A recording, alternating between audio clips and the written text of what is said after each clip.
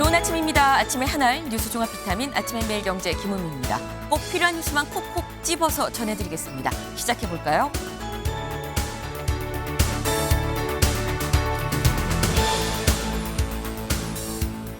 네, 경향신문 일면입니다. 내란, 김건희, 최상병 3대 특검법이 모두 통과가 됐다라는 거죠. 어제 이재명 대통령 당선 이틀째 바로 국회 본회의가 열렸습니다. 그리고 30분 만에 여기 나와 있는 내란, 김건희, 최상병 3개의 특검법이 모두 통과가 됐다라는 거죠. 초유의 트리플 특검이다라는 얘기가 그래서 나옵니다. 그렇다면 그 규모가 얼마나 되느냐 다음 기사 볼까요? 동아일보입니다. 검사만 120명, 내란, 김건희, 최상병 특검 한다. 검사만 120명이다라는 거죠. 국정농단 때 검사 수가 20명이었었는데 이번에 120명이다. 한 6배 정도 되는 거 아니겠느냐라는 겁니다. 추가 인원까지 합하면 대략 한 500명 되는데 이거 일선의 지청 하나 정도는 되는 규모 같다라는 얘기도 그래서 같이 나옵니다. 취임과 동시에 지금 밀린 특검법부터 일단 처리를 하고 있죠, 여당. 여당이 특검을 처리하는 동안 이재명 대통령은 다음 기사 볼까요? 세계일보입니다. 이 대통령 이완규 함상훈 지명 철회. 네, 이 앞서서 한덕수 당시 대통령 권한대행, 이 권한대행으로서는 처음으로 헌법재판관 후보자를 지명해서 당시 굉장히 논란이 됐었습니다. 그러면서 이거 대권 의지를 피력한 거 아니야라는 얘기도 그때 같이 나왔었죠. 그때 지명을 했었던 이완규 함상훈 당시 헌법재판 후보자에 대해서 어제 지명을 철회했다라는 겁니다. 네. 민주당과 이재명 대통령 야당일 때 안 됩니다라고 얘기했었던 이런 부분들 지금 하나하나 좀 차곡차곡 좀 처리를 해나가는 것 같다라는 생각이 드는데 더불어서 이재명 대통령 후보 때 뭐라고 얘기했었냐. 내가 대통령 되면 코스피 5천 시대 열겠습니다라고도 얘기했었죠. 다음 기사 볼까요? 국민일보입니다. 부동산보다 증시 기대감 코스피 2,800선을 넘어섰다라는 거죠. 어제 코스피 2,800이 넘었습니다. 네, 지금 현재 상법 개정안도 이 민주당에서 이 여당에서 처리한다라고 얘기하면 속도를 내고 있고 주식시장에 지금 현재 기대감이 돌고 있다라는 거죠. 간만의 희소식입니다. 그런데 오늘 새벽에 또 속보가 하나 들어왔습니다. 뭐냐? 미국 재무부가 한국을 환율 관찰 대상국으로 재지정했다라는 거죠. 작년, 그러니까 이 지난해 11월에 이미 지정을 했는데 이번에 좀 풀리나 싶었는데 또 지정을 했다라는 겁니다.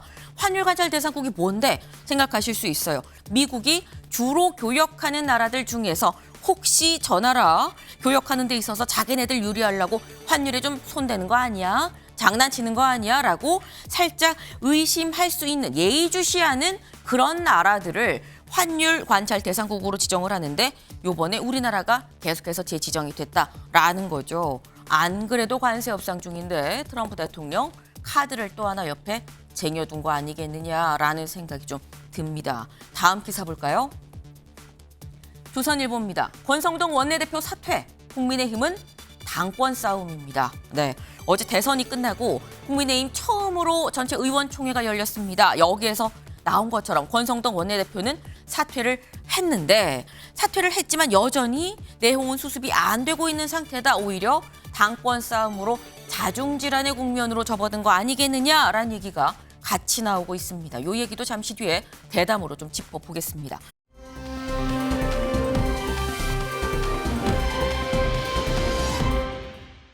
네, 바로 이 모습입니다. 한 아이가 아주 다소곳하게 두 손을 모으고 묵념, 추도를 하고 있는 그런 모습인 거죠. 오늘 현충일이죠. 나라를 위해서 목숨을 바친 호국 영령들, 순국 선열들을 추모하는 제70회 현충일입니다. 네, 지금 이 모습은 이 대전에 있는 국립현충원에서 이 천안함 4.6용사 묘역에서 아이가 지금 추모를 하고 있는 이런 모습인데 뉘지바인지 너무 기특하죠. 네, 오늘 하루만큼은 순국 선열들한테 감사한 마음, 고마운 마음을 표하는 그런 날이어야겠다라는 생각을 좀 해봅니다. 아침의 매일 경제 뉴스 종합 비타민 언제나처럼 TV로 좀 크게 보시다가요. 궁금한 점 유튜브 댓글로 남겨주시면 같이 좀 얘기를 해보겠습니다. 함께해 주실 분들 소개합니다. 안녕하세요. 안녕하세요.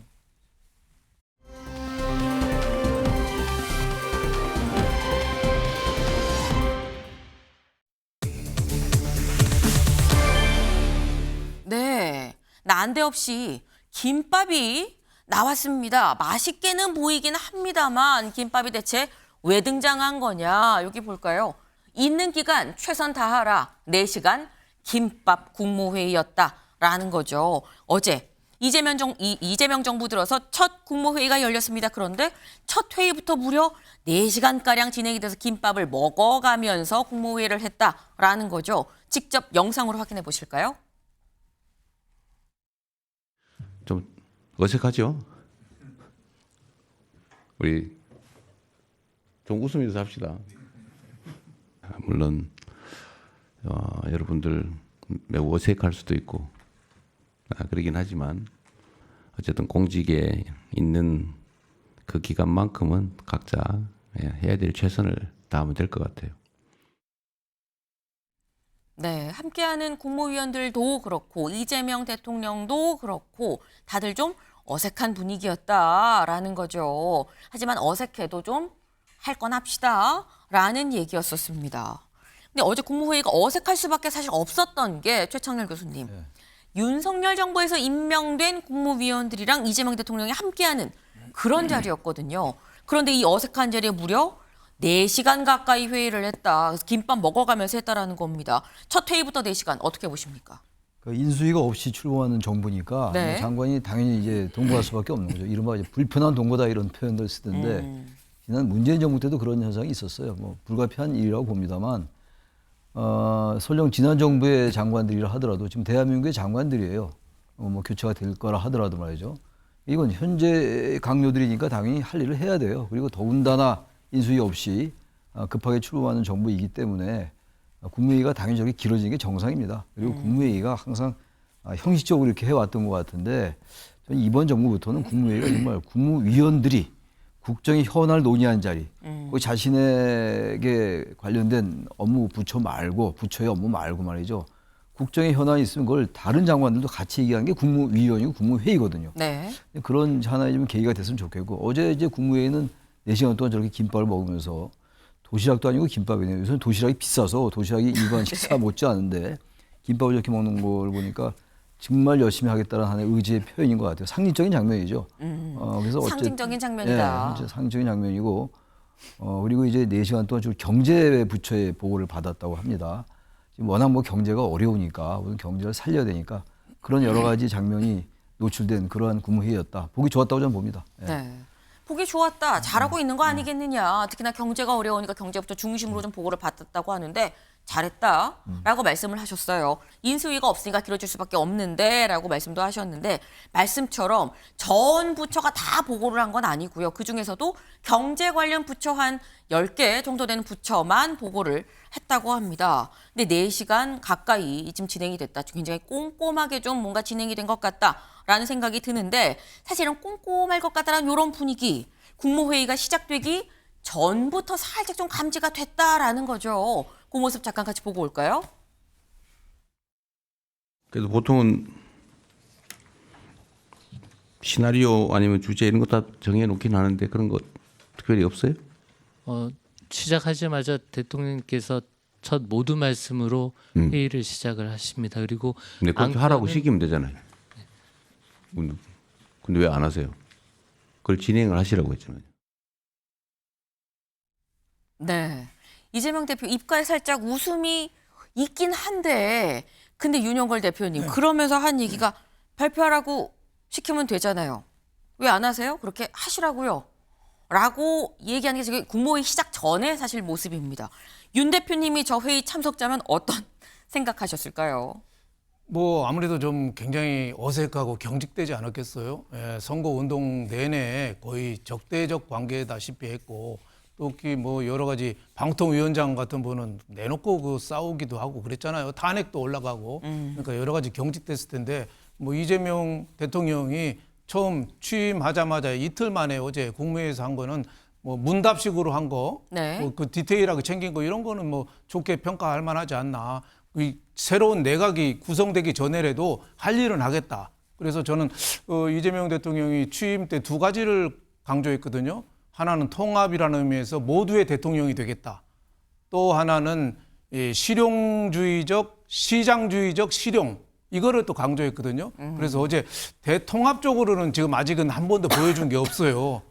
어제 오히려 뭐 특검법 3개 뭐 통과한 거라든지 통합 네. 쪽은 제가 보기에는 아직 간 건 없는데 실용주의적 시장주의 이거는 어제 좀 한 발 나간 거 아닌가 뭐 이런 생각이 들어요. 그래서 어제 어색하고 불편하고 이런 동거지간이지만 그래도 일은 나겠다. 네. 뭐 이걸 좀 보여주고 어제 뭐 김밥 먹고 생수 한 병 먹고 한 거는 이 퍼포먼스에 동원된 소품이죠. 예, 그런 쇼를 원래 잘 해요. 그런 것도 뭐 나쁘진 않다 이런 생각이 듭니다. 근데 앞으로는 이제 구체적으로 방안이 좀 나와서 뭘 보여줘야죠. 예.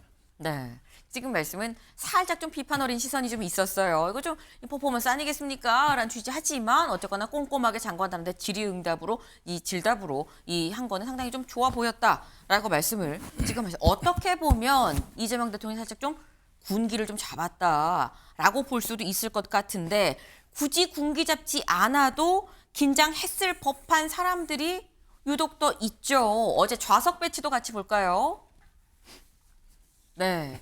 지금 바로 여기 한가운데 여기가 이재명 대통령이 앉은 바로 그 자리입니다. 그런데 여기에 맞은편에서 여기 좀 잠깐 볼까요? 네. 맞은편에 살짝 대각선으로 이렇게 내려오면 여기 이진숙 방통위원장이 있다라는 거예요. 네. 여기 이진숙 방통위원장 그리고 더불어서 아까 저희 일면 소개하면서 말씀드렸죠. 이완규 법제처장 헌법재판관 후보자였지만 지명이 철회됐는데 이 국무회의를 할 때까지는 철회가 되지 않은 상태였습니다. 어쨌거나 법제처장으로서 회의에 참석을 했었던 이완규 법제처장 그리고 더불어서 이 위에 있는 오세훈 서울시장. 이게 사실 차라리 바로 옆이면 안 보일 텐데 맞은편에 있어서 또 얼굴을 마주할 수밖에 없었다라는 거죠. 최창일 교수님. 이진숙 방통위원장, 이완규 법제처장, 오세훈 서울시장 어떤 생각을 했을까요? 글쎄 뭐 오세훈 서울시장이야 뭐 대선 후보 대선에 나가지 않았으니까 그래도 어쨌든 상대 진영의 유력 후보였죠. 네. 근데 오세훈 서울시장은 뭐 만감이 교차했을 것 같아요. 저 자리를 내가 앉았어야 되는 거 아닌가 뭐 이런 생각도 했음직하고 뭐 제가 속내는 알 수 없고 근데 뭐 그거는 이제 일상적인 생각일 거고 이완규 법제처장과 그 이진숙 방통위원장 좀 남다를 것 같아요. 워낙 그 이재명 그 진영과 각을 세웠던 강요임에도 불구하고 각을 세웠던 인사들이거든요. 그리고 이진숙 방통위원장은 아주 그냥 강성, 보수의 강성 어떤 그 인사였고 이완규 법제처장은 윤석열 전 대통령과 워낙 가까운 사이였고 우리 한덕수 전 총리가 헌법재판소 재판관으로 내정까지 했던 인물이기 때문에 가장 지금 그래서 딱 우리 앵커께서 두 사람을 정확히 짚으셨는데 네. 가장 그 앉은 자리가 불편했을 것 같아요. 다른 분들이야 뭐 지난 정권의 강요들이니까 국무위원들이니까 당연히 앉아 있는 거고 특별한 감회가 뭐 적을 것 같은데 지금 두 사람은 상당히 앉은 자리가 불편할 정도가 아니라 향후 나의 앞으로 입장은 어떻게 될 것인가 뭐 그런 생각도 했지 않았을까 뭐 알 수가 없죠 제가 저분들의 생각은 네. 말이죠.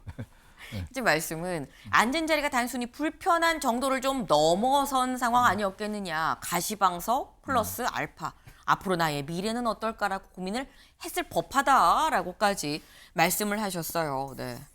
굉장히 많은 사람들이 한눈에 봐도 국무회의 되게 많이 참석을 하는구나라는 거 한눈에 지금 보이죠. 좌석 배치도를 보니까. 근데 이렇게 많은 사람들이 거의 4시간 가까이 3시간 40분 동안 대체 무슨 얘기를 한 거냐, 어떤 얘기를 했길래 이렇게나 시간이 오래 걸렸던 거냐라는 생각이 들죠. 다음 기사 좀 볼까요?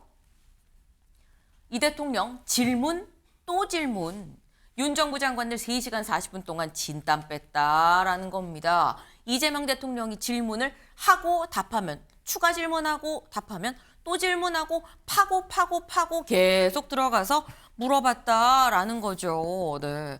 사실 통상적인 국무회의 시간에 거의 곱절은 충분히 될 만한 국무회의였기 때문에 상당히 질문이 꼬리에 꼬리를 물고 이어진 것 같다라는 생각이 드는데 여기 지금 장관들 진땀 뺐다라고 나오죠.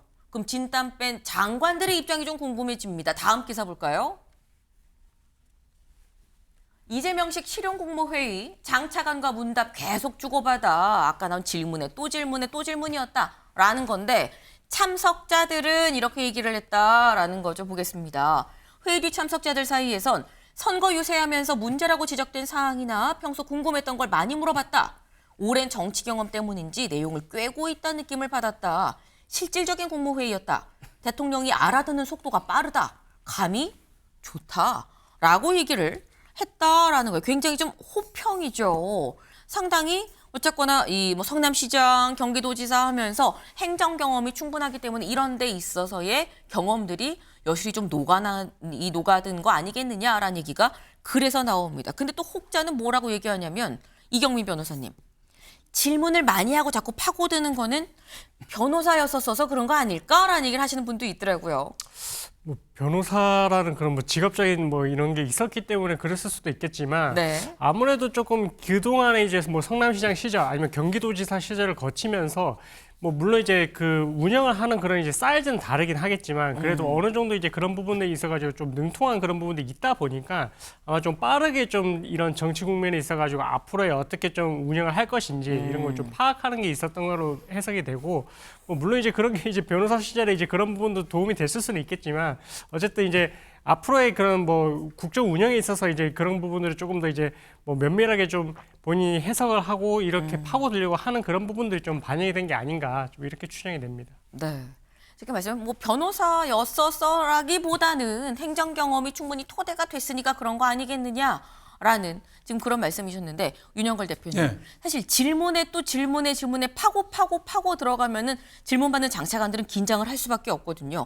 어제 이런 식의 첫 국무회의 방식 어떻게 보셨습니까? 저는 뭐 괜찮게 봅니다. 여태까지 우리나라 역대 대통령들이 보면은 A4 용지를 들고 와서 그거 읽었어요.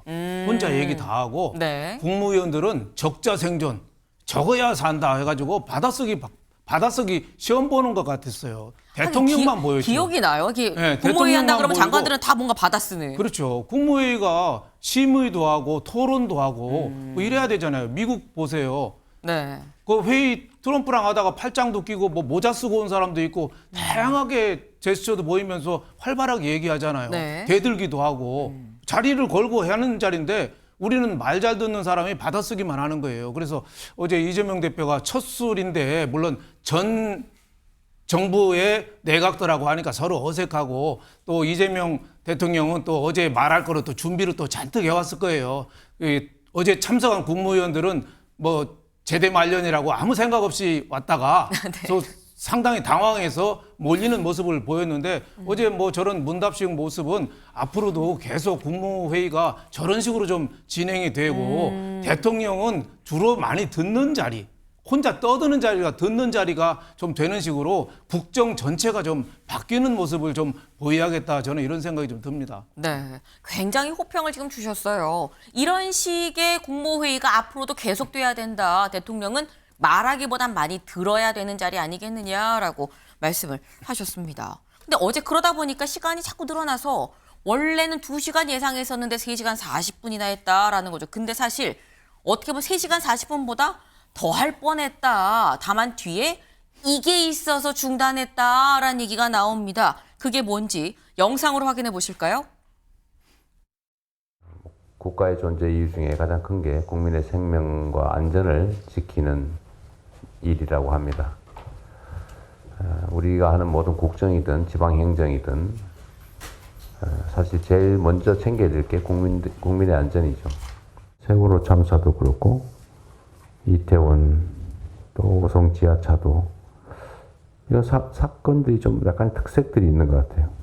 같은 지점에 같은 유형의 사고가 계속 발생하더라고요. 발생을 막을 수 있었는데 보주의나 무관심 이런 걸로 사고가 발생한 경우에는 좀 엄정하게 책임을 묻자. 네, 들으셨죠? 그 뒤에 지금 안전치안점검회의가 예정이 돼 있어서 이 회의에 참석하려면 어쩔 수 없이 국무회의를 좀 중단하고 마무리를 좀 지어야겠다라는 얘기가 그래서 나왔습니다. 근데 이 회의에서 뭐라고 했느냐? 이 대통령 예방 가능한 재난 사고 땐 엄정 문책을 좀 해야겠다라는 생각이 들었다라고 얘기를 지금 하고 있죠. 근데 이게 최창렬 교수님 안전치안점검회의도 국무회의 만만 못지 않았다라는 생각이 드는 게 첫 회의에서 엄정문책을 지금 얘기를 했어요. 저렇게 해야 돼요. 이거 재난이라는 게 우리나라 사고도 그렇고 뭐 완전하게 그 불가항력적인 또 있어요. 천재지변이 있는 거니까 그런 걸 제외하고는 거의 인재예요. 거의 항상 사고 끝나면 나오는 얘기가 뭡니까? 인재였다라는 얘기 나오는 거 아니겠어요? 하다못해 화재가 나도 거기에 대한 여러 가지 그 규정을 지키지 않았던 거 소방 규정 같은 거 이런 게 너무 많았어요. 그러면서 그땐 또 호들갑을 떨고 난리들을 치면서 그런 사고나 이런 재난이 또 되풀이되고 정말 대한민국이 거의 안전한 나라 같지만 안전하지 않은 나라가 됐어요. 언제부턴가. 이재명 대통령이 세월호 참사, 이태원 참사, 오송지하도 참사 거론했습니다만 그 이전으로 올라가면 김영삼 정부 때도 대구 지하철 참사도 있었고 물론 뭐 방화도 있고 그랬습니다만 네. 그런 부분들이 정말로 우리 국민이 느끼기에는 정부가 국가 할 일을 안 한 거예요. 저게 당연하고 정상인 겁니다. 이전의 정부의 정상이 아니었던 거예요. 국무회의도 마찬가지고 아까 저도 말씀드리고 아까 윤 대표님 말씀하신 것처럼 국무회의도 전혀 바꿔야 돼요. 저렇게.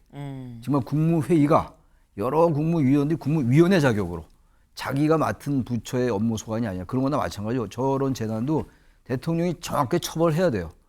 정확하게 거기 책임을 묻고 이러면 그 다음에 그 관련된 그 업무의 부처의 부서의 수장들이 그렇게 적당히 안 할 거라고요. 대충 가서 자리 때우고 몇 년 있다가 또 다른 자리 가고 그게 아주 일상화됐어요. 한국 정치. 완전히 때려 엎어야 돼요. 완전히 그야말로 이재명 정부가 들어와서 이런 거를 지금 보니까 가능성이 좀 보여요. 네. 전직 대통령이 저렇게 얘기한 적이 별로 없다고요. 임기 뭐 취임하자마자 저렇게 저런 얘기 잘 안 하잖아요. 되게 뭐 덕담 얘기하고 언론적 얘기하는데 뭔가 실질적인 아까 그래서 어떤 관계자가 실질적인 회의였다고 얘기한 것처럼 뭔가 이제 사건에 대한 것도 정부가 책임진다라는 거.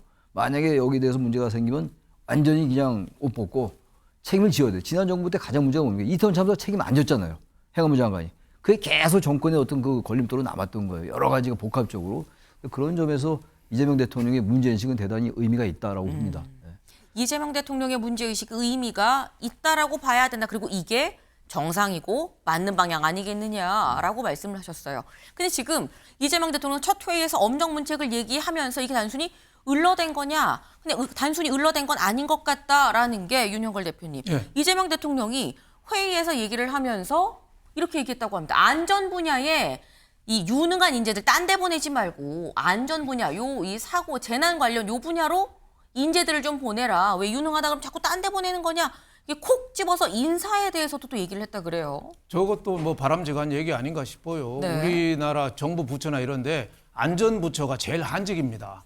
그냥 사고 없어도 그 생색이 안 나는 거예요. 당연한 거고 사고가 있으면 문책받고. 그러니까 안전부서는 힘 있는 사람, 똑똑한 사람 아무도 안 가려고 그래요. 약간 믿져야 본전인 자리다 뭐 이 말씀이죠. 그렇죠. 그래서 저 안전 분야에 굉장히 유능한 인재 배치가 돼야 되는데 저게 대통령 말 한마디로 저게 될까요? 구체적으로 좀 실행에 옮기는 그런 여러 가지 보상 체제. 네. 물론 뭐 문책도 중요하지만 보상 체제 뭐 이런 거를 상당히 좀 강조해야지 저 시스템이 돌아가지. 네. 맨날 문책만 한다고 한다면은 그게 제대로 돌아가겠어요? 하인리 법칙이라고 있잖아요. 뭐 1대 뭐 29대 300 뭐 이래가지고 네. 위기의 전조가 있었는데 대응을 안 한 거. 이거는 굉장히 세게 문책하고 여러 가지 해야 되지만 네. 아무도 예측하지 못한 사고 이런 거를 문책만 한다고 되겠어요? 제가 보기에는 그런 시스템을 바꾸는데 해야 되는데 저 대통령 말 한마디 한다고 안 움직입니다. 옛날에 이명박 대통령 임기 초기에 대못 없애자고 해서 뭐 목포의 대불공단에 뭐 전봇대 치우고 뭐 하는데 얼마 안 있어서 다 그대로 돌아왔어요.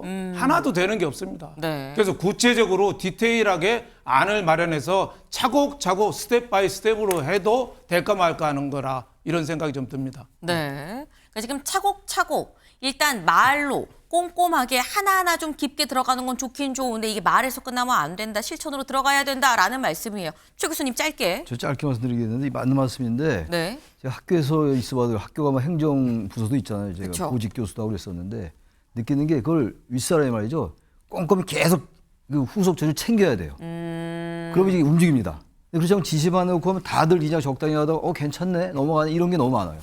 그 행정은 더 할 거라고요. 네. 그러니까 일일이 다 팔로잉을 해야 돼요. 팔로우업을.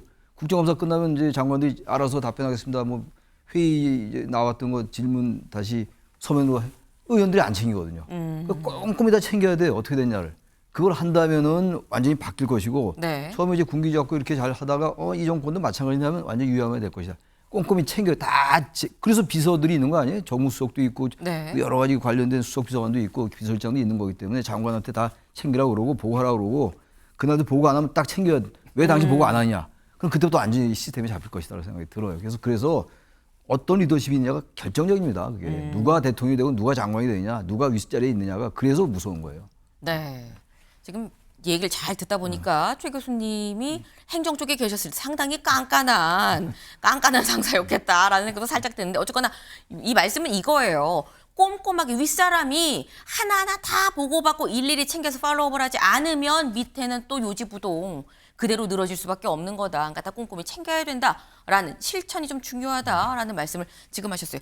제가 아까 말을 살짝 좀 헛나왔는데 미져야 본전이 아니라 잘해야 본전이다라는 거죠. 잘해야 본전인 게 치안, 안보 이런 부분이다. 재난 사고 관련해선 안전 부분은 좀 그렇다라는 얘기가 나오는데 사실 말씀처럼 지금 챙길 게 한두 가지가 아닐 겁니다. 여기 유능한 인재를 보낸다고 해도 결국 이 유능한 인재의 최고 정점 행안부 장관을 그럼 누굴 시킬 거냐라는 거죠. 관련해서 다음 기사 볼까요? 국정기획위원장의 이한주, 행안부 장관 김경수 전 지사가 유력하다라는 얘기가 어제 오늘 상간에 계속 나오고 있습니다. 윤영걸 대표님. 네. 김경수 전 지사의 행안부 장관 얘기는 이건 탕평이라고 봐야 되는 걸까요?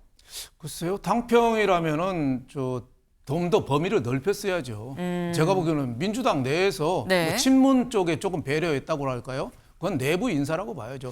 당평 인사를 대통령 중에 좀 제대로 한 사람은 제가 보기에는 김대중 대통령 초기에 그 비서실장도 경북 울진 사람 그분 시켰잖아요. 좀 보수해서. 그리고 그 기획재정부 장관도 그 이규성 장관, 금융감독원장 이현재 그런 사람들 산업자원부 장관도 그 반도체 해외 매각 막은 신국환 이런 사람들을 다 자민련 이쪽에서 추천받아서 다 썼어요. 네. 그 사람들이 일을 제일 잘했습니다. 근데 지금은 김경수 뭐 친문으로서 드루킹 사건 때 대법 유죄 확정받고 감옥 갔다 나온 지 얼마 안 된 사람인데 물론 뭐 경남지사 경험이 있어서 뭐 안전 쪽 대통령이 강조한 안전 쪽은 강점이 있을지는 모르겠습니다만은 뭐 탕평이나 뭐 이런 쪽 실용이나 이런 면에서 그렇게 눈에 띄는 인사는 아니다.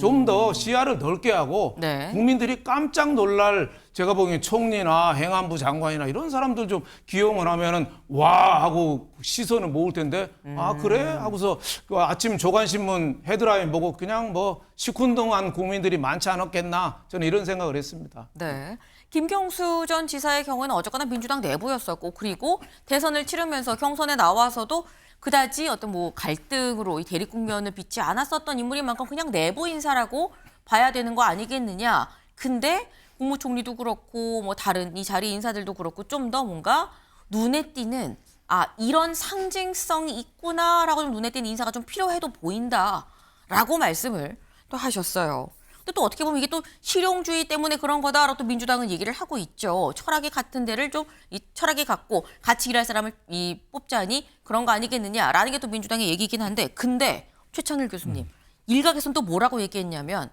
사고 나면 엄중문책할 거예요라고 얘기한 그 자리에 김경수 전 지사를 놓는 거 이건 또 다른 의미 아니야라고 보는 사람도 있긴 있어요. 그렇게까지 해석할 건 아닌 것 같고요. 사고가 어차피 날 가능성이 높잖아요. 전혀 안 나긴 어려울 텐데 사람 살면서 안 날 수 있어요. 근데 그래서 김경수 그 지금 맥락은 이런 맥락으로 해석이 되는데 김경수 전 지사가 이제 신문이지만 어쨌든 뭐 이재명 대통령과 대선 주자로 이제 뭐 상당히 각이 쓸 때도 있었고 하니까 네. 그래서 이렇게 좀 배제하려 하는 거 아닌가 뭐 그런 해석이 깔린 것 같아요 제가 볼 때. 근데 그렇지는 않다고 생각해요. 그럴 이유도 없고 행안부 장관의 김경수 전 지사를 지금 유력하게 얘기되는 건 아마 정치적인 배려라고 봐요. 저거는 특별히 뭐 경남지사 했다 하더라도 안전이나 행정 이쪽의 전문가는 아니잖아요. 그러면서 그때 행안부 장관이라는 게 사실 정치인이 많이 했어요. 그런 측면에서 김경수 전 지사 얘기가 있는 것이지 엄정 문책한 다음에 이제 얘기가 나오니까 이거 문책해서 사고 나면은 이제 제거하려 하는 거 아니냐. 이거는 너무 음모론적이다. 저는 그렇게 생각하지 않습니다. 예. 네. 너무 과하게 생각을 하는 사람들이 있구만. 뭐 이런 말씀이에요. 그 정도 아니다. 정치적으로 친문 쪽을 좀 배려했다고 봐야 된다라고 말씀하셨습니다. 지금 말씀 중에 이걸 탕평책일까요? 라고 말씀하셨는데 탕평까지는 아니죠. 내부 인사예요. 라고 또 윤 대표님 말씀하셨는데 아직 사실 자리들이 많죠. 남아있는 추가적인 인선이 어떻게 폭넓게 펼쳐질 것이냐가 또 관전 포인트가 될 수 있겠다라는 생각이 좀 듭니다. 다음 키워드로 넘어가 볼까요?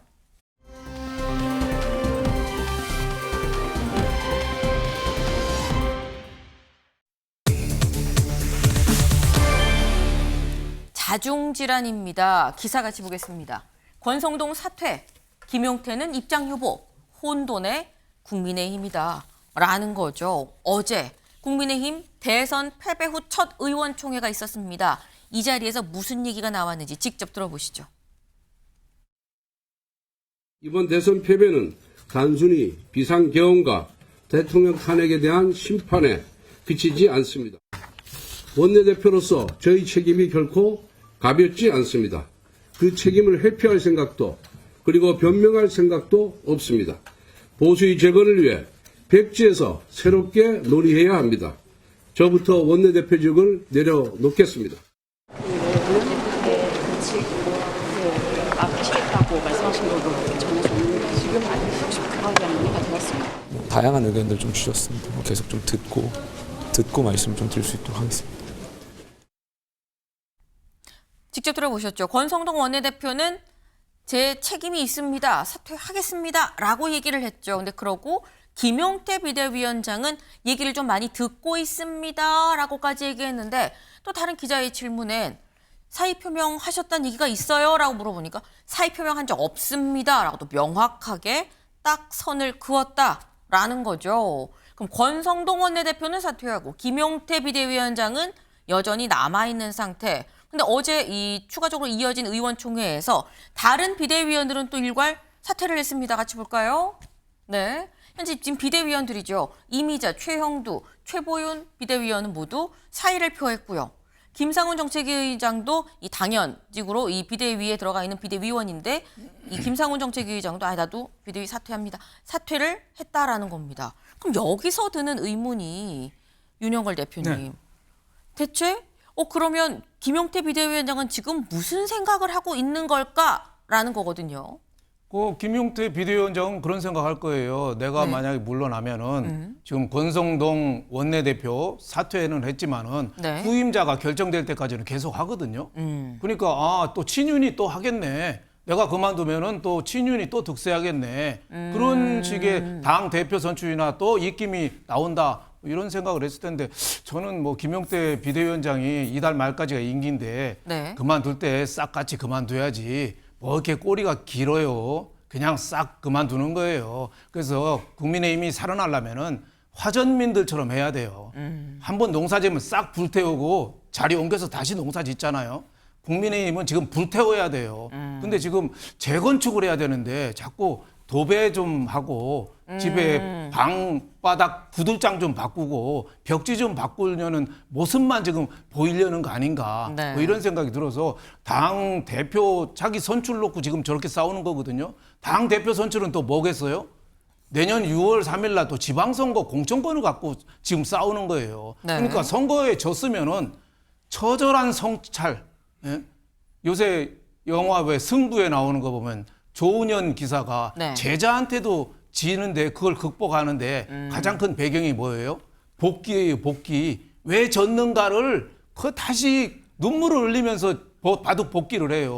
근데 국민의힘은 지금 복귀는 없고 지금 싸움질만 하는 거예요. 저는 그래서 김용태 비대위원장이나 지금 선거 패배에 책임 있는 사람들 싹 좀 그만두고 새로운 인물 좀 발탁을 좀 해라. 한동훈도 제가 보기에는 안 되고 김문수 이런 분들도 선거 패배에다 책임이 있어요. 그 사람도 좀 싹 좀 안 나왔으면 좋겠어요. 그래야지 당이 새로 설 수 있습니다. 네. 지금 말씀 들어보니까 이 윤 대표님 마음에 드는 국민의힘 인사는 단 한 명도 없구나. 싹 다 바꿔야 된다라고 지금 말씀을 하셨어요. 좀 화전민 같은 그런 정책을 좀 써야 된다. 다 불태우고 그리고 난 다음에 저렇게 재건축을 해야 되는데 자꾸 뭐 도배한다고 깔짝깔짝 구들장 좀 만지고 이러고 있다. 마음에 안 드네라고 말씀을 지금 하셨습니다. 근데 일각에서 나온 또 보도에 따르면 최천을 교수님, 권성동 원내대표랑 권영세 전 비대위원장이 김용태 비대위원장한테 찾아갔다. 우리 다 같이 그만두자라는 얘기로 찾아갔는데 김용태 비대위원장이 이걸 또 거절했다라니 이 확인을 좀 해봐야 될 부분이긴 한데 이런 얘기도 나오긴 나왔었어요. 김용태 비대위원장은 마지막 이제 이번 달 30일까지가 임기인데 이 말씀은 김용태 비대위원장은 내가 물러나면은 이 친윤이 계속 잡을 것 같아서 그러는 거 아니겠느냐라고 유 대표님 말씀하셨거든요. 이유가 뭐라고 보십니까? 왜 무슨 생각하고 있는 걸까요? 그러니까 이제 권영세, 권성동 두 이제 지도부였죠. 네. 이분들이 찾아가서 김용태 비대위원장한테 나가라고 했던 이유는 아무래도 이 이후에 여러 가지 당권, 여전히 친윤이 주도권 행사하려는 그런 생각인 것 같아요. 김용태 비대위원장은 친윤과는 전혀 다른 목소리를 냈어요. 이번 대선 기간 중에서도 사실상 거의 유일하게 한동훈 전 대표가 물론 얘기를 많이 했습니다만 당직자로서 유일하게 거의 그 대선 때 국민대 민심에 그래도 가까이 가는 얘기를 하는 사람이 김용태예요. 김용태가 물러나라는 얘기는 김용태 비대위원장이 있으면은 자신들이 그 이후에 전당대회를 할지 또 다른 비대위가 들어올지 모르겠습니다만 네. 영향력을 계속 행사하기가 쉽지 않다고 생각할 거예요 아마. 아마 그래서 물러나라고 그랬을 것 같고 만약 사실이라면 확인할 길은 없습니다만 김용태 비대위원장이 원래 임기가 이제 6월 말까지인데 얼마 남지 않았어요. 그래서 제가 봐도 아까 우리 윤 대표님 말씀처럼 책임이 다 있는 거니까 원래 대선 패배하면 지도가 물러나야 돼요. 그건 기본 문법이에요. 근데 지금 완전히 물러나기에는 지금 워낙 이 친윤의 입김이 강하다고 판단하는 것 같아요. 그래서 저는 김용태 비대위원장이 아직은 자리에 있으려 하는 것 같은데 저는 이게 이번 이 국민의힘을 보면서 대선 때도 제가 비판을 뭐 너무나 많이 해서 또 중원봉이 되는 건지 모르겠으나 김문수 후보의 얘기가 더 이해가 안 가요. 이 한 얘기가 당이 계엄을 한 대통령을 뽑았다. 그거 이제 알았나요? 대선 때 몰랐습니까? 근데 왜 그때 그 얘기 안 했어요? 그리고 또 대통령 뜻이 일방적으로 관철된 것에 깊은 자성이 필요하다. 이게 무슨 뒷북 반성도 이런 뒷북 반성이 어디 있어요? 계엄령과 탄핵에 대해서 반성과 사과를 했다 하더라도 전혀 와닿지 않는 반성과 사과였고 후보 스스로가 말이죠. 근데 이제 와서 이런 얘기하는 거 이것도 전 당권과 관련이 있는 발언 아니겠는가. 그리고 민주주의 얘기를 했더라고요. 당내 민주주의 얘기를 했던데 그 당내 민주주의 얘기 이제 본인이 이제 후보가 됐음에도 불구하고 이제 그 무리한 그 후보 교체를 얘기하는 것 같아요. 그 부분도 뭐 비판할 수 있다 하더라도 본인은 지금 이제 욕심이 없다 당권에 이렇게 얘기했습니다만 대권 할 때 뭐 대권에 욕심 있다고 그랬나요? 그러지 않았잖아요. 좀 그런 거 볼 때 그 친윤 그분들이 가서 얘기하거나 이 지금 김문수 전 후보의 발언 이런 걸 볼 때 여전히 친윤이 영향을 행사하려고 하는 것 같다. 지금 사실 이 국민의힘 말이죠. 고쳐 쓰기가 어려울 정도로 많이 망가져 있어요.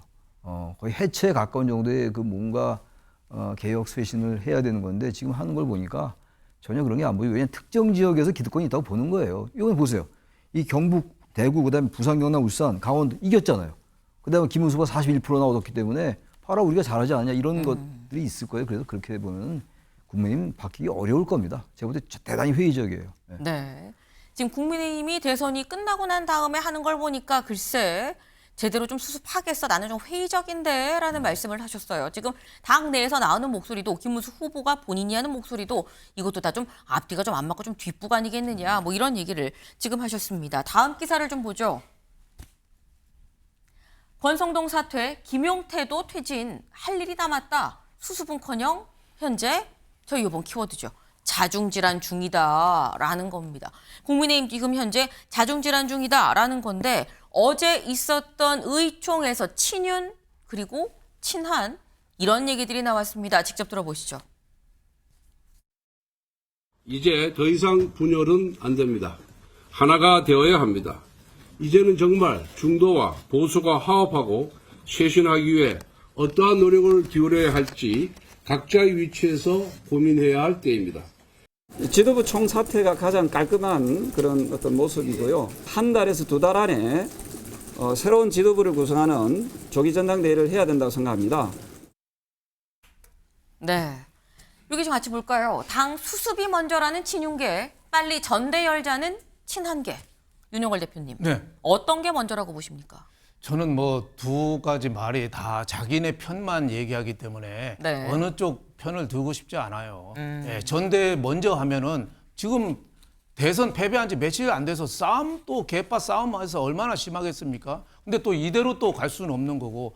그래서 저는 국민의힘 의원들이 지금 107명 있잖아요. 그분들이 문 잠그고 네. 결론 날 때까지 난상 토론을 해야 돼요. 밤샘 토론도 하고.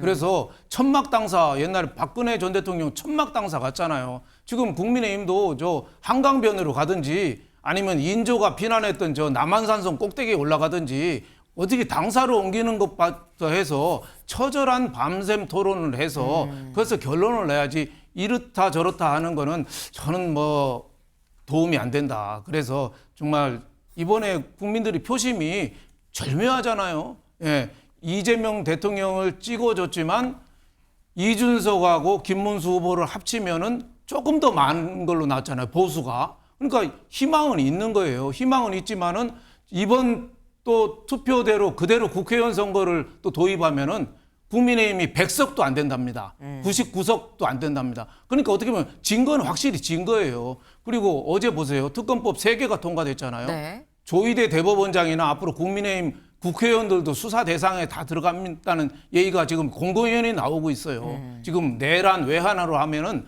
그 비상계엄 때 어떤 행동했느냐까지 그 검사들 120명 검찰청이 하나 생기는 거예요. 그런데 저 국민의힘은 저렇게 한가하게 당대표 내일 내가 하겠다, 네가 하겠다 이런 생각 되겠습니까? 황골 탈퇴해야죠. 황골 탈퇴. 뼈를 바꾸고 탈퇴, 태를 꺼내는 거. 예? 세술은 세부대. 이런 식으로 해야지 기존에 했던 사람끼리 저렇게 땅 따먹게 싸운다니까 국민이 볼 때는 답답하죠. 네. 대선 패배한 후보는 또 훌라후프하고 또 턱걸이하고 너무 좀 한가하지 않은가 좀 이런 생각이 좀 듭니다. 지금 윤영걸 대표님 많은 말들을 지금 정말 쏟아내셨어요. 아까 뭐 바둑에 복귀가 필요하다. 화전민처럼 다 이 허물고 재건축해야 된다. 근데 여기에 더해서 지금 황골 탈퇴해야 된다. 많은 말씀들을 좀 주셨습니다. 지금 정말 이 뭐 어디가 좀 잘했다, 뭐 맞다라고 얘기하고 싶지 않다. 그냥 다 잘못했다. 뭐 이런 취지의 말씀을 지금 주셨어요. 근데 그러면서 하신 얘기가 결국 지금 당권 갖고 싸우는 거 아니냐라고 말씀을 하셨죠. 그런데 당권 얘기가 나오는 지금 당대표에 이 사람 나오는 거 아니야 라는 얘기가 나옵니다. 누구냐? 다음 기사 보시죠. 김문수 자리 다툴 때냐 말했지만 당대표 출마설 모락모락이다 라는 겁니다. 김문수 후보 이번 해단식 때 이렇게 얘기했죠. 잠깐 들어보시죠. 지금 우리 당도 어떻게 하면은 다음에 당 대표가 누가 돼? 아까도 자꾸 당 대표라고 이야기한 사람인데 우리도 똑같은 쓰레기 더미에 들어가는 겁니다. 나라가 너무나 위기이기 때문에 해단식이라기보다는 구국의 축정식이다 이것은. 저는 뭐 당 대표에 아무 욕심이 없습니다. 네, 지금 김문수 후보 나는 당대표 아무 욕심이 없어요. 지금 뭐 당대표 얘기하는데 지금 쓰레기 더미 들어가는 거예요. 라고까지 얘기를 했는데 왜 모락모락이야? 라고 생각하실 수 있어요. 그런데 혹시 기억하십니까? 이 예전에 대선 출마설 얘기가 살살 흘러나올 때 그때 노동부 장관이었었죠. 그때 기자들이 사실 김문수 후보 볼 때마다 물어봤었습니다. 나오시나요? 그때 이렇게 얘기했거든요. 보고 오시죠. 근데 혹시 뭐 조기 대선 출마 검토하시거나 그러실까요? 전혀 뭐 검토하거나 생각하거나 없고요. 현재는 조기 대선 요인이 있는지 없는지 뭐 가능성으로서는 존재하겠지만 현실적으로는 아직 뭐 단정할 수 없지요. 네, 생각해 본 적이 없습니다. 라고 얘기를 했었지만 출마를 했다라는 거죠. 그래서 나오는 얘기가 최창일 교수님, 김문수 후보 지금 진짜 당대표의 생각이 진짜 없는 게 맞는 거냐, 나오는 거 아니야라는 얘기가 나와요. 99% 당대표 생각이 있을 거예요. 99%까지 보십니까? 100%까지는 잘 얘기 안 하겠는데 네. 사실상 100% 좀 봐요. 왜냐하면 지금 얘기를 하는 거 보세요. 해당식이 아니라 구국의 추정식이다. 만약에 당대표나 당권에 관심이 없어 이런 일은 못 하겠어요. 사실 이번 선거는 뭐 국민의힘이 그야말로 윤석열 전 대통령을 배출한 그 정당이 심판을 받은 거예요. 내란 심판의 선거입니다. 이번 선거는. 누가 뭐라고 그래도. 그리고 거기에 가장 책임 있는 게 후보인 본인이에요. 전혀 개혁적이고 이 민심에 부합하는 그런 인식을 갖지 못했다고 저는 봅니다. 개인적으로. 근데 이제 와서 또 저런 얘기를 하잖아요. 아까 제가 소개를 했습니다. 제가 아까도 말씀드렸잖아요. 이런 얘기를 하는 걸 봐서 당권에 욕심이 있을 거다. 그리고 대선 때도 똑같은 얘기 했어요. 아까도 말씀드렸습니다. 저는 의뢰하는 얘기들이에요. 그럼 당권에 욕심이 있다고 그러지 없다고 그러지 거기서 지금 저는 이제 후보로 아깝게 떨어졌으니까 제가 당권 하겠습니다라고 누가 그러겠어요. 하는 여러 가지 발언이나 여러 가지 이 발언의 내용 이런 걸 볼 때는 당권에 도전할 겁니다 아마. 그리고 그게 친윤과 일정 부분 이해가 맞을 거예요. 친윤의 생각은 한동훈 배제. 한동훈 배제는 김문수도 맞을 것이고. 그래서 김문수와 친윤은 완전히 같은 세로는 아닙니다만 같이 한 배를 탄 거나 마찬가지예요. 그 지난 대선 때 그걸 봤잖아요. 아마 그런 쪽으로 가고 그러면서 당은 더 망가질 가능성이 대단히 높다. 그렇게 되면 이제 지방선거 패배 정도가 아니라 완전히 사라질 수 있다는 그런 위기의식이 아직도 없다. 저는 그렇게 생각합니다. 네. 지금 말씀은 김문수 후보가 나올 확률은 99%다. 그리고 만약에 나온다고 하면 결국 친윤의 후보로 나올 거고 한동훈의 대항마로 나오는 거 아니겠느냐라고 말씀을 하셨어요. 네. 지금 김문수 후보 결국 나올 거다라고 99%다라고 말씀하셨는데 실제로 김재원 비서실장이 이런 알쏭달쏭한 얘기를 했습니다. 직접 들어보시죠. 전당대회가 치러진다면 김문수 후보가 나서야 된다고 보세요? 김문수 후보는 이제 평당원으로 돌아왔고요. 저도 마찬가지이고, 뭐 여러 가지 당내의 그 변화가 있겠지만 그것은 당원들이나 일반 국민들의 뜻이 어디로 모아지느냐에 따라서 달라진다고 봅니다. 지금 그래요? 상태로는 그냥 관망할 수밖에 없는 입장입니다. 네, 이렇게 얘기를 하죠. 당원들, 일반 국민들의 뜻이 어디로 모이느냐에 따라 좀 달려있다라고 얘기를 했습니다. 근데 이게 윤영걸 대표님, 듣기에 따라선 뜻을 모아주세요라고 들릴 수도 있거든요. 저도 뭐 그렇게 들었습니다. 네. 최 교수님은 당 대표 김문수 전 후보가 나올 확률이 99%라고 그랬잖아요. 저는 뭐 그렇게 높지는 않는데 한 80%는 된다. 네. 왜 그러냐면 김문수 후보 표현도 봐요. 쓰레기 더미로 가라는 뜻이다. 날 당 대표한다는 거는. 그리고 나를 궁지에 모르는 것이다. 이런 식으로 표현하잖아요. 그러니까 내가 안 하는데 왜 떠들어? 이게 아니잖아요. 자꾸 나보고 나가라는데 그거는 아니다. 뭐 이런 식으로 표현하는데 저는 뭐 뒤집을 가능성이 상당히 많다. 여론 조성을 기다린다. 또 2017년에 홍준표 후보가 대선에 패배하고 바로 당권 접수해서 또 지방선거까지 치른 적이 있거든요. 그래서 저는 노리고 또 지난번에 그 당 국회의원, 대통령 후보 결정할 때도 단일화 약속을 세게 했잖아요. 그래서 그 여세로 몰아서 사실은 당 후보가 된 거거든요. 근데 되자마자 한덕수 후보랑 협의를 했습니까? 안 했잖아요. 그때 아마 협의해서 감동적인 이벤트를 벌였으면은 김문수 후보가 저는 대통령 됐다고 봐요. 그때 한덕수 후보한테 비해서 절대 불리하지 않았어요.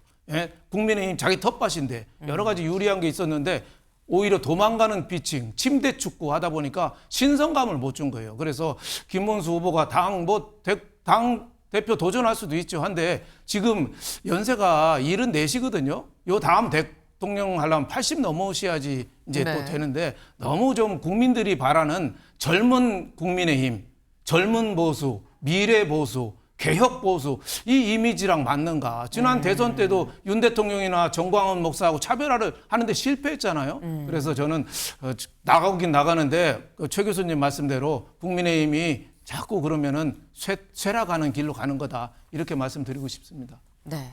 지금 말씀은 나는 99%까지는 아닌데 한 80% 정도는 나올 것 같아요. 라고 말씀을 하셨어요. 지금 공통적으로 다들 지금 김문수 후보가 나올 것 같다라고 지금 말씀을 하시는 건데 근데 당대표로 김문수 후보 말고 이 사람 얘기도 살살 거론이 됩니다. 누구냐? 기사 보실까요? 홍준표 국힘겨냥 보수 참칭한 사이비 레밍 집단이다라고 직격을 했다라는 거죠. 홍준표 전 시장 대선 전 그리고 후에도 계속해서 지금 글을 올리고 있습니다. 어제는 이런 글을 올렸죠. 같이 볼까요? 홍준표의 나라를 꿈꾸고 충분한 준비를 했지만 이번에도 정치검사 출신 내놈의 합작으로 또 한 번의 사기 경선이 이루어졌다. 라면서 그 당은 이제 회생하기 어려울 정도로 뼛속 깊이 병들었다. 이념도 없고 보수를 참칭한 레밍 집단이다. 사익만 추구하는 이익 집단에 불과하다라고 얘기했습니다. 그러면서 여기까지군요. 네, 이익 집단에 좀 불과하다라고 얘기를 했어요. 근데 여기서 일단 요거부터 좀 짚어보죠. 앞장 같이 볼까요? 정치검사를 얘기를 했습니다. 정치검사, 정치검사 출신 4명의 합작으로 또다시 사기 경선이 이루어졌다. 여기서 말하는 정치검사는 누구인 거냐라는 거죠, 윤영걸 대표님. 글쎄 뭐 4명을 뭐 구체적으로 하기는 좀 그렇지만 뭐 권성동 원내대표나 권영세 뭐 전 대표 비대위원장 그분은 반드시 들어가는 거고 나머지 2명은 저는 윤 전 대통령하고 한동훈 전 대표를 겨눈 거 아닌가. 전 나름대로 뭐 그렇게 생각을 했습니다. 그래서 저렇게 화를 내는 이유가 이제 한덕수 전 대통령 권한 대행을 어떻게 보면 끌어들이기 위해서 이 당내 경선은 오히려 뭐 협잡이다 이런 표현까지 했잖아요. 제대로 된 경선이 아니었다 뭐 이런 건데 저런 표현이 얼마나 그 국민들한테 어필을 할지 자기가 이기면은 정이고 지면은 사기 경선이고 이런 표현이 국민들이 납득할 수 있을까요? 그리고 어떻게 보면은 국민의힘의 가장 중진이고 원로고 당 대표까지 하시고 네. 도지사, 국회의원도 많이 하신 분이 저렇게 자기 있던 조직에 저렇게까지 비난을 하고 우물에 침 뱉는 거 제가 보기에는 뭐 당권 도전할지 안 할지는 모르겠습니다만은 네. 그래 갖고는 자격이 저는 없다고 봅니다. 홍준표 전 대표는 본인이 은퇴했다고 했잖아요. 진짜 은퇴의 길로 자의반 타의반으로 가지 않을까 저는 이렇게 생각하고 있습니다. 지금 말씀은 홍준표 전 시장은 자기 우물에 침을 뱉었는데 뭐 돌아오겠느냐, 자의반 타의반 돌아올 수가 없을 거고 그냥 은퇴로 끝날 거다라고 말씀을 하셨어요. 최창일 교수님. 아까 김은수 후보는 99% 나온다고 하셨죠. 홍준표 전 시장이 당대표에 나올 확률은 몇 프로입니까? 한 뭐 50% 정도? 50대 50이네요. 나오긴 나올 수도 있을 것 같긴 해요. 그런데 나올 명분이 없을 겁니다. 아마. 은퇴 선언한 지 얼마 안 됐잖아요. 은퇴 선언 하더라도 과거 김대중 전 대통령처럼 시간이 좀 흐른 다음에 당대표로 나와야죠. 시간이 좀 얼마 됐다고 또 당대표로 나오냐고요. 그리고 계속 이제 무슨 얘기를 해왔는데 명분이 별로 떨어져요. 전 저 말에 상당히 전 개인적으로는 동의합니다. 그 말 자체는 거의 제 생각하고 비슷하긴 한데 그 홍준표 전 이제 대표의 그 의도가 중요한 거죠. 말의 내용도 중요한 겁니다만 왜 그런 말을 하는 것인가? 왜 이 시기에 저 말을 하는 것인가? 누가 얘기하는 것인가? 이런 게 중요한 거거든요. 같은 말을 하더라도. 그러면서 볼 때 홍준표 전 대표는 지금 억울하고 분하게 되게 분한 것 같아요. 그럼 네 놈이 뭐 누군지 모르겠는데 그 네 명에 의해서 내가 이렇게 내쳐졌다. 내가 완전히 그래도 이 보수를 살렸는데 지난 대선 때 문재인이 될 때도 말이죠. 근데 지금 나를 어떻게 이렇게 대접할 수 있냐 이런 건데 그런 부분들이 정말 당에 대한 애정과 정말 보수가 이러면 안 된다는 그런 충정이 묻어나온다기보다는 자기 개인에 대한 서운함, 억울함, 후보에서 떨어진 거 이런 것들이 배어나는 것 같아서 말은 상당히 일리가 있다 하더라도 그만큼 보수 유권자들이 그렇게 납득될까? 그건 좀 이제 제한적이다라고 생각해요. 네. 홍준표 전 시장이 당대표에 나올 확률은 50대 50, 한 절반 정도는 된다고 볼 수 있지만 개인적으로 생각할 때 안 나오는 게 맞다라고 또 말씀을 하셨습니다. 네. 홍 전 시장 이제 6월 중반, 이번 달 중반이면은 하와이에서 돌아온다고 하죠. 돌아와서 어떤 행보를 보일지가 관심이네요.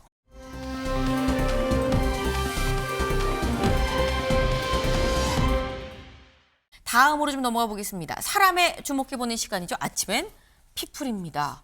먼저 첫 번째, 이준석 의원이죠. 이준석 의원이 왜 나온 건지 기사같이 볼까요? 젓가락 TV 토론 발언 뒤늦게 후회한 이준석입니다. 네, 이준석 후보 두 자릿수 득표를 할까라고 관심이 모아졌었는데 결국 한 자릿수로 끝났죠. 근데 이 원인이 결국 TV 토론, 마지막 TV 토론에서 했었던 혐오성 발언 때문 아니겠느냐라는 얘기가 나오고 있습니다. 근데 그때 이준석 후보는 뭐라 했느냐?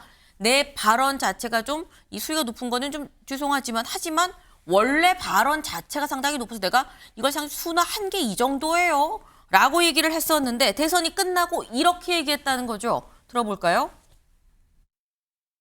이번 선거에서 아쉬운 점으로 그 3차 토론의 발언이 꼽히기도 했는데 다시 돌아간다고 해도 그런 발언이 저는 솔직히 말씀드리지만 그때 완화했음에도 불구하고 그 정도로 불쾌감을 느끼실 분들이 있는지는 제가 예측하지 못했습니다. 그래서 돌아간다면 그렇게 하지 않겠죠. 이것을 알고 간다면은. 근데 뭐 당연히 후보의 검증 차원에서 나올 수 있었다 이런 얘기를 생각하고요.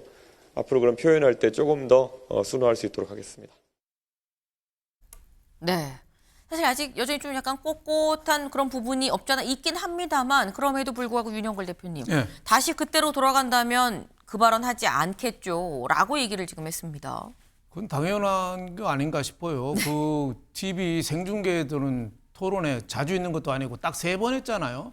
거기에 그 너무 심한 말을 해서 전 국민들한테 충격을 줬죠. 이준석 하면은 청년 정치로서 올해 40대 되자마자 출마한 거 아니에요? 그러면 새로운 꿈과 희망과 비전을 좀 줘야 되는데 저렇게 어떻게 보면 저런 말싸움 비슷하게 또 스캔들 아주 그 젓가락 뭐 이런 얘기까지 해서 청년들한테 큰 실망을 줬죠. 그래서 저는 이준석 그 개혁신당 의원이 앞으로 청년 정치에 뭐 영역을 일정 보여주긴 했습니다만은 앞으로 갈 길이 정치적인 낭인이 될 가능성이 많고 선배로서 유승민 전 의원 그 뒤로 따라갈 가능성이 상당히 많다. 저는 이렇게 생각하고 있습니다. 네. 그 지금 말씀은 이준석 의원의 정치적인 미래는 그렇게 내가 볼 때는 밝아 보이지 않는다라는 취지로 지금 말씀을 하셨어요. 네. 근데 하지만 천하람 또 개혁신당 원내대표는 이렇게 얘기를 했거든요. 이 얘기도 잠깐 들어보고 오시죠. 너무 아쉽죠. 사실은 아쉽고요.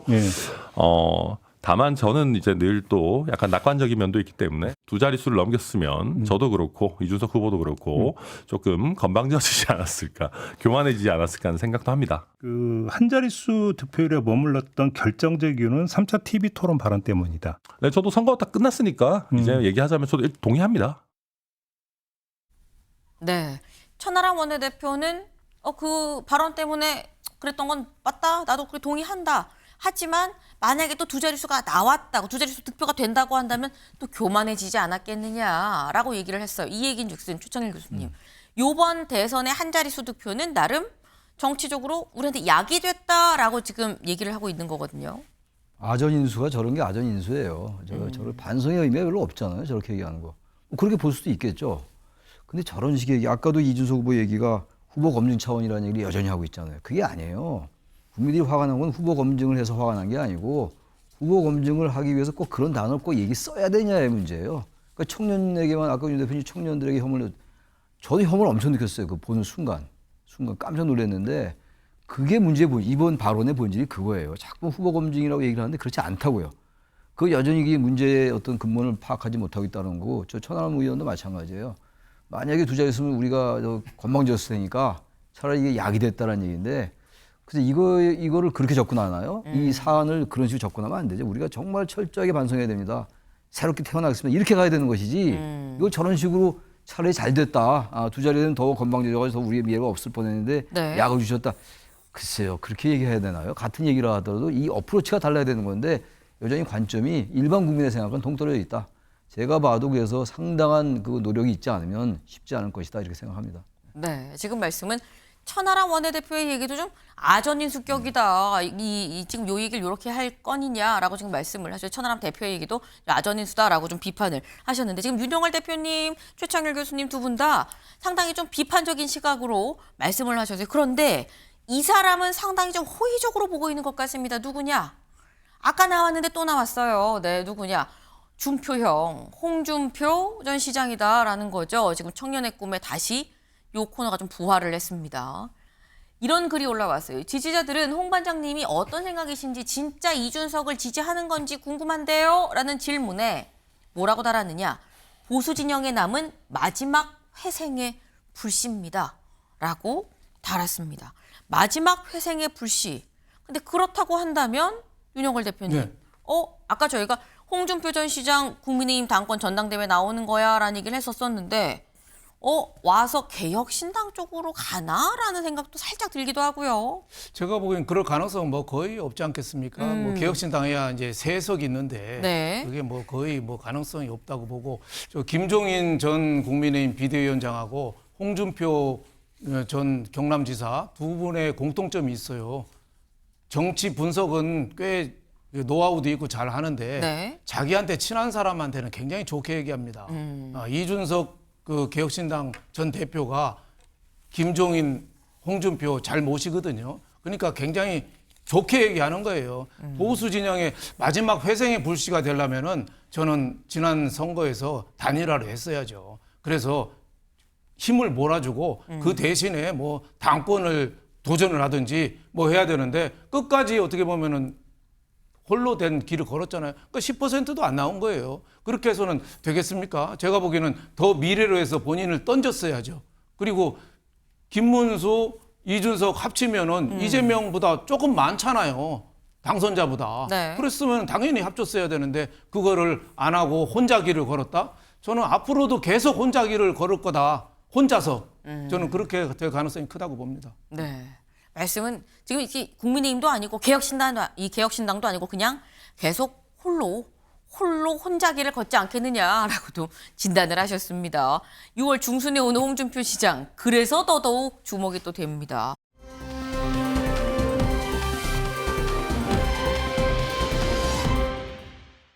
두 번째 인물 가볼까요? 두 번째 인물, 김건희 여사입니다. 김건희 여사가 왜 등장한 거냐. 기사 같이 볼까요? 아까 저희 일면 소개하면서도 말씀드렸죠. 3대 특검 일괄 통과, 국정농단 6배 규모다라는 겁니다. 3대 특검, 내란, 김건희, 그리고 최상병 3개의 특검이 어제 다 30분 만에 일괄 통과가 됐다라는 건데 일단 요거부터 살짝 좀 짚어보죠. 이경민 변호사님. 지금 국정농단이 검사가 20명인데 이번에 120명이라는 거예요. 역대 이 정도의 규모로 특검이 한꺼번에 열린 적이 있었냐라는 겁니다. 없었습니다. 사실 국정농단 때도 이제 20명이었고 네. 그리고 그 이전에 뭐 드루킹 사건 이런 이야기 있었을 때도 13명 정도밖에 안 됐어가지고 사실 지금의 이 지금 그 특검의 규모를 봤을 때는 정말 아까 말씀이 나왔는데 이게 일개 검찰청을 하나 만드는 그런 규모에 해당하거든요. 그래서 네. 이 부분에 있어서는 시간적으로도 그렇고 비용적으로도 그렇고 어느 정도 이제 막대한 부담이 될 수밖에 없는 상황이고, 근데 그럼에도 불구하고 이렇게 추진을 하는 것을 보면 국민적 관심사도 있고 그게 이제 기존의 수사기관을 믿지 못하는 그런 불신도 있다 보니까 이렇게 진행이 되는 것이라서 네. 그래서 뭐 이게 양면성이 있긴 한데 어쨌든 이게 뭐 앞으로 지금 진행되는 방향을 봤을 때는 뭐 통과가 될 가능성이 클 것 같거든요. 그러니까 뭐 제2호권을 행사하지 않을 것 같아서 네. 특검은 실시가 되지 않을까 이렇게 좀 조심스럽게 추측되고 있습니다. 네. 사실 그동안 이 민주당에서 이 현재 여당이 야당일 시절에서부터 계속 추진을 해왔었던 거기 때문에 이재명 대통령이 이거를 뭐 거부권을 행사할 것 같지는 않은 지금 그런 상황이긴 합니다. 근데 관련해서 이 3개의 특검 중에서 특히 다음 기사 보시죠. 김건희 특검, 건진, 디올백, 명태균, 주가 조작을 포함해서 16개의 의혹을 수사한다라는 거예요. 요길 좀 같이 볼까요? 네. 이번 특검법 주요 내용인데 이거 좀 크게 좀 보겠습니다. 김건희 특검법 수사 대상 김 여사 관련한 의혹들이다라는 거. 여기 보면 명품 가방, 다이아몬드 목걸이, 2022년 지방선거, 22대 총선, 그리고 명태균, 건진법사, 도이치모터스, 삼부토건, 코바나 컨텐츠, 서울 양평고속도로, 관저 이전, 그 밖에 수사 과정에서 인지된 관련 사건이 또 마지막으로 붙었습니다. 근데 지금 이걸 보면 이 변호사님, 안 그래도 지금 여기 위에서 줄줄이 이게 한 16개 혐의가 되는데 마지막에 수사 과정에서 인지된 관련 사건이 들어있다는 얘기는 16개 플러스 알파도 있을 수 있다라는 얘기 아닙니까? 그렇습니다. 지금 이제 나머지 사실들은 어쨌든 이제 기존에 진행되던 사건들이거든요. 네. 그래서 이제 뭐 수사 기록 같은 경우에는 특검에서 이제 받아서 진행을 하게 될 것입니다. 그럼 이어서 이제 진행을 하게 되기 때문에 뭐 시간적으로 큰 부담은 없을 수도 있는데, 근데 문제가 되는 게 이제 수사 과정에서 인지된 사건. 저 말인즉슨 지금 여기서 어느 단계로 누구까지 뻗어나갈지를 알 수가 없다는 것입니다. 인지를 할 수 있다는 그런 내용이 들어가 있기 때문에 네. 여기에 한정하지 않고 국회의원들에 대해서까지도 이제 넘어갈 수가 있고 특히 이제 국민의힘 의원들에 대해서도 이게 만약에 이제 뭐 은폐나 조작에 이제 관련된 그런 사람들이 있다라고 할 것 같으면 그 사람들에 대해서까지도 이제 수사를 할 수 있다라는 그런 의미이기 때문에 저것이 앞으로 이제 뭐 어느 방향까지 이제 미칠지는 모르겠지만 어쨌든 저 단계로 그치진 않고 추가로 지금 인지된 사건들이 늘어날 가능성이 충분히 있다라고 해석을 할 수 있을 것 같습니다. 그 지금 말씀은 일단 16개인데 추가로 16개 플러스 알파가 될 가능성이 충분히 있다라고 말씀을 하셨어요. 지금 최장 170일이다라는 건데 그렇다고 하면 거의 한 5개월, 6개월 가까이를 좀 계속 수사가 이어질 거다라는 건데, 근데 혹시 기억하시나요? 대선 전에 원래 경찰이 이 소환을 요청을 했었습니다. 근데 그때 뭐라고 얘기를 했었느냐?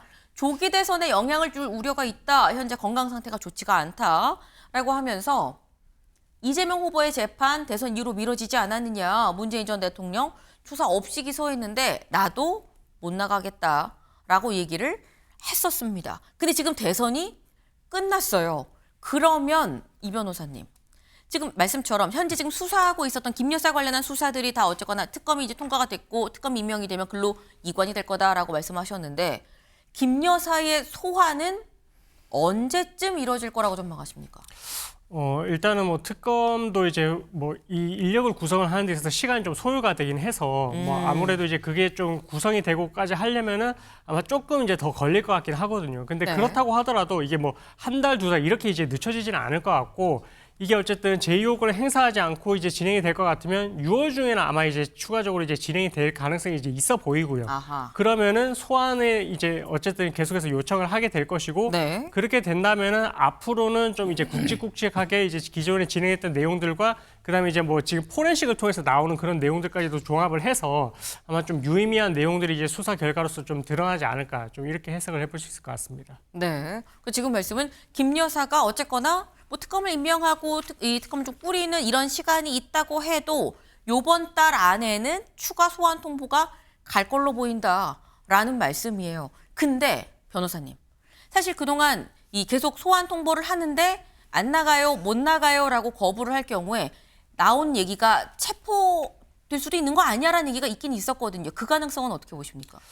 근데 이제 사실 그런 내용들이 뭐 다른 사유들을 주장을 한다라고 한다면은 강제 수사로 나아갈 수가 있는데 네. 건강상의 이유라고 하면은 좀 사실 실무에서도 좀 그런 부분들은 좀 이제 뭐 강제 수사를 하는 부분에 있어서 또 어느 정도 예외적인 사항으로 고려를 하는 부분도 있긴 있거든요. 네. 그래서 그 뭐 건강상의 사유를 지금 주장을 하고 있기도 했고, 그다음에 뭐 대선이 있다라고 해서 이제 그런 사유들이 받아들여져서 어쨌든 강제 수사로 나아갈 수 있다 이런 이야기는 나왔지만 이제 진행을 하지는 않았는데 앞으로의 과정에 있어서는 뭐 물론 건강상의 이유를 또 계속해서 주장할 수는 있겠지만 그게 뭐 납득이 될 수 있는 정도의 뭐 그런 자료로서 나오지 않는다라고 할 것 같으면 네. 이제는 뭐 강제 수사도 충분히 고려를 해봄직하고요. 그리고 이제 뭐 나머지 지금 계속해서 관련된 그런 쟁점들이 너무나도 많아가지고 좀 이런 부분들에 있어서는 앞으로의 수사 태도, 이제 수사에 협조하는 그런 모습들까지도 고려를 해서 좀 그런 부분들이 좀 너무나 비협조적이게 할 것 같으면 이제는 정말로 강제 수사에 칼을 빼들지 않을까 이렇게 좀 추측을 해볼 수 있을 것 같습니다. 네,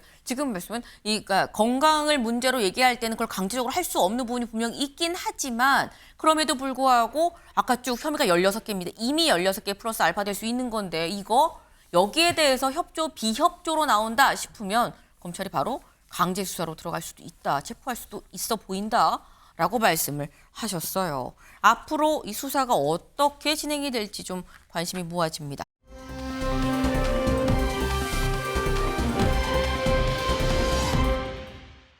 마지막 인물 가보겠습니다. 마지막 인물 누구냐? 트럼프 미국 대통령입니다. 트럼프 미국 대통령이 왜 나왔는지 기사 같이 볼까요? 이거죠. 대통령실 이재명 대통령, 트럼프 대통령 통화 일정 지금 조율 중입니다. 라고 얘기를 하고 있다라는 겁니다. 이재명 대통령 이제 오늘로써 취임 3일째죠. 4, 5, 6, 3일째입니다. 그런데 아직 이 트럼프 대통령과 통화를 하지 않은 상태죠. 역대 대통령들 언제 통화했나 같이 좀 볼까요? 네. 지금 박근혜 전 대통령은 당선 이틀 뒤에, 그러니까 이재명 대통령으로 치면 어제쯤 통화를 했었습니다. 그리고 문재인 전 대통령 당선 다음 날 이틀째 통화를 했었어요. 그리고 윤석열 전 대통령 당선 다음 날 바이든 전 대통령과 통화를 했었다라는 겁니다. 사실 우리가 기억을 할 때 윤영걸 대표님 네. 보통 뭐 전화 통화로 정상 간 전화 통화를 한다 그럴 때 첫 번째 국가는 항상 미국이었었거든요. 근데 아직 통화를 안 한 상태입니다. 너무 늦어지는 거 아니야라는 얘기도 살짝 나와요. 좀 꺼림직한 부분 중에 하나죠. 빨리 좀 해서 한미 동맹을 확인하고 경제 협력, 동반자 뭐 이런 거를 얘기 좀 해도 국민들이 불안해할 텐데 오늘 아침에 새벽에 일어나서 TV 켜니까 트럼프가 통화가 좋았다고 또 헤드라인에 나와서 네. 이재명 대통령하고 통화했구나 했더니 시진핑 중국 주석하고 통화한 거더라고요. 그래서 우리 외교나 이런 게 좀 더 좀 박차 좀 가야겠고 또 하나 좀 걱정스러운 게 대통령 선거 이후에 미국에서 논평 낸 게 중국 얘기를 또 꺼냈거든요. 그쵸. 그러니까 친중으로 가지 말라 뭐 이런 경고 사인인 것 같아요. 그리고 또 주한 미국 철수 얘기도 지금 뭐 일부 벌써 돌린다는 얘기가 자꾸 나오고 그거가 잘 타결이 안 되면은 전원 철수한다는 얘기가 지금 나오고 있으니까 어떤 식으로도 총력을 기울여가지고 트럼프와 우리가 동맹인 거를 좀 확인하는 그런 외교적인 게 필요하다 이런 생각이 좀 듭니다. 네, 지금 말씀처럼 어제 밤에 시진핑 주석이랑 뭐 한 90분 통화를 했다 그러죠. 그리고 얼마 전에 또 푸틴 대통령하고 75분 동안 통화를 했다고 합니다. 그러니까 지금 관세 등등에서 지금 얘기를 할 사안이 상당히 좀 많은데 최창근 교수님, 네. 통화가 오늘은 이루어질까요? 어제 그저께부터 이루어진다는 얘기가 있었는데 아직 이제 통화가 성사가 안 됐는데 오늘 내일은 이루어지겠죠. 그리고 지금 통화가 며칠 늦어지는 걸 가지고 미국이 한국의 이 대선에 대해서 상당히 뭐 다른 관점으로 보는 게 아니라 이런 보도들이 좀 있더라고요. 저는 그렇게 볼 수가 없는 게 사실 이 취임하자마자 바로 또 축하 메시지가 오긴 그렇죠. 왔었어요. 그리고 또 하나가 이런 게 있어요. 한미 간은 서로의 각자의 국익에 따라서 행동하는 거예요. 윤석열 전 대통령으로 특별히 무슨 미국 정부가 바이든 대통령이 좋게 보는 것도 아니고 이재명 대통령이라고 해서 나쁘게 보는 것도 아닙니다. 각자의 국익에 따라서 주한미군도 말이죠. 미국의 국익이 같이 부합하니까 여기 있는 거예요. 대한민국을 위해서만 있겠습니까?